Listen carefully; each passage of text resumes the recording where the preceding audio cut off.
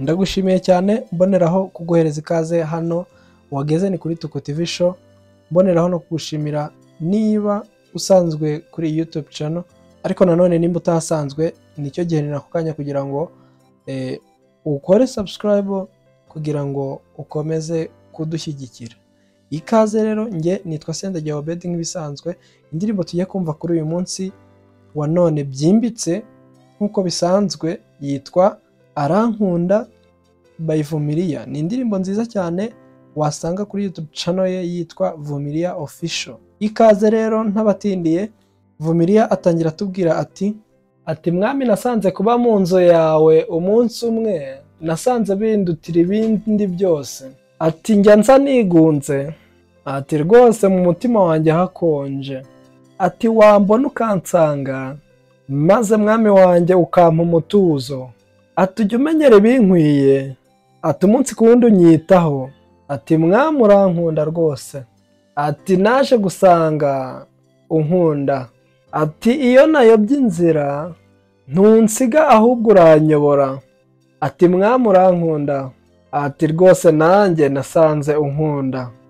Ati namenye ibanga ryaho njya ngusanga, maze nkakubwira ibyanjye n'umutima ukeye.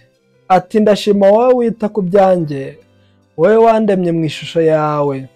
Ati wanyitayeho kuva nkivuka. Ati na n'uyu munsi ndashima wowe wita ku byanjye. Ati wowe wandemye mu ishusho yawe. Ati wanyitayeho kuva nkivuka. Ati kugeza na n'uyu munsi uracyanyitayeho. Ati ujya umenyera ibinkwiye kandi umunsi ku wundi unyitaho.